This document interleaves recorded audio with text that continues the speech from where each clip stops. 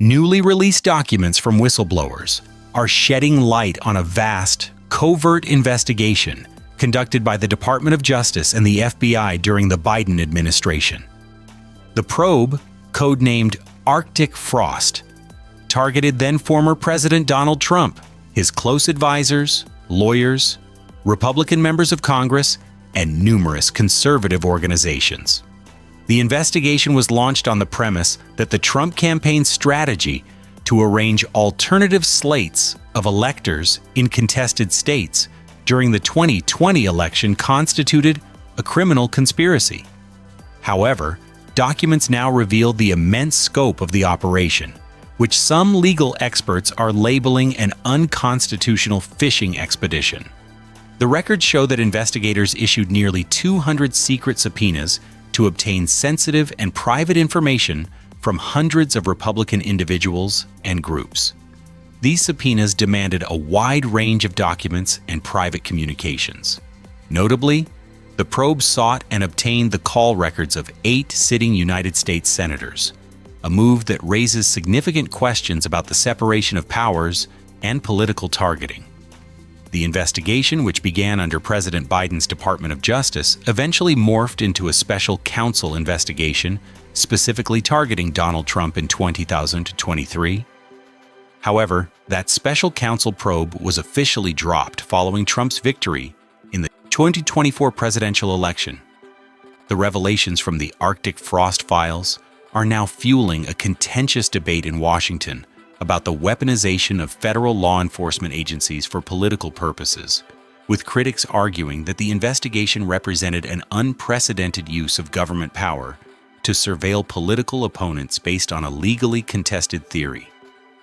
Supporters of the original probe had maintained that exploring the alternate electors plan was a necessary step to protect the integrity of the electoral process.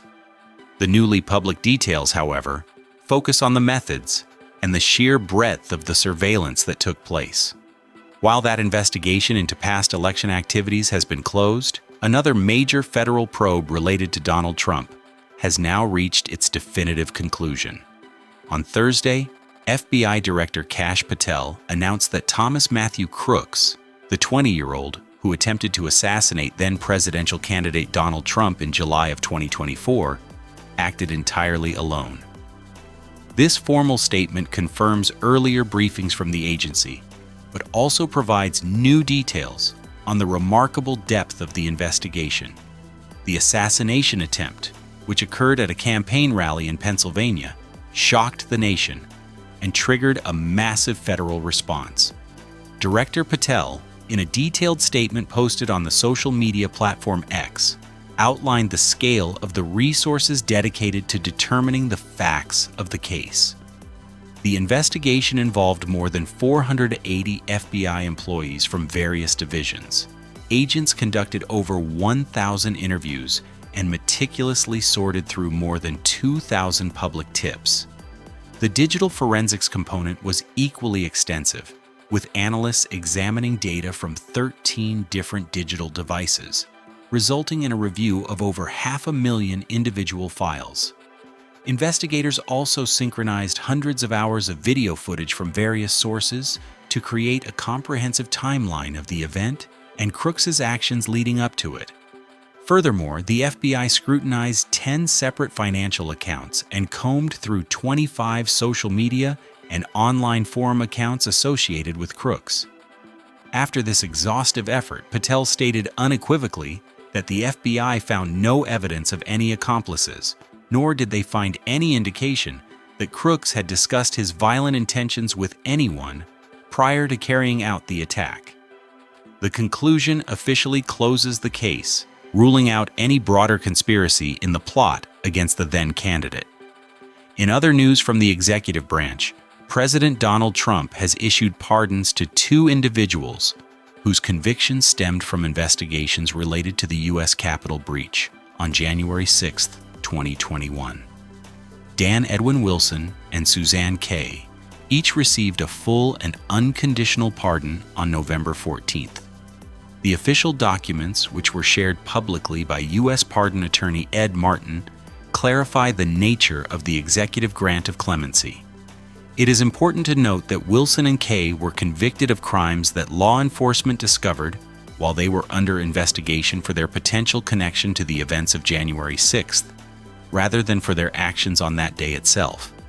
The pardon documents contain specific language delegating the final administrative action. They state, quote, "I hereby designate, direct, and empower the pardon attorney as my representative to administer and sign this grant of clemency to the person named herein." The document continues, "The pardon attorney shall declare that his action is the act of the President being performed at my direction." This process highlights the formal mechanism through which presidential pardons are executed. The use of the pardon attorney to finalize and announce the clemency grants is a standard procedure, but sharing the documents publicly provides a transparent look into the process. These pardons are the latest in a series of actions by the President related to individuals prosecuted in the wake of the January 6th investigations, a topic that continues to be a focal point of political and legal debate. Staying with the administration, a sharp policy disagreement over immigration enforcement has escalated this week. White House border czar Tom Homan delivered a forceful rebuke of the Catholic Church on Friday, stating its leaders are wrong for opposing the administration's policy of mass deportations. Homan argued that a strict enforcement of U.S. border laws is the most humane approach because it ultimately saves lives. His remarks, made at the White House, were a direct response to a statement from the U.S. Conference of Catholic Bishops. The bishops had condemned President Trump's immigration crackdown, warning it was creating a climate of fear and anxiety. Their statement followed recent comments from Pope Leo, who called for deep reflection on the treatment of migrants under the current administration. Homan, who identified himself as a lifelong Catholic, directly challenged the Church's position. He accused faith leaders of hypocrisy, noting that the Vatican itself imposes harsh penalties for trespassing on its grounds. He argued that opposing deportation sends a dangerous message to the world that U.S. laws can be broken without consequence. Homan contrasted the Trump administration's policies with those of the previous Biden administration, claiming the latter's approach was more dangerous. He asserted that lax enforcement encourages desperate migrants to rely on violent cartels for smuggling, leading to hazardous journeys where thousands perish.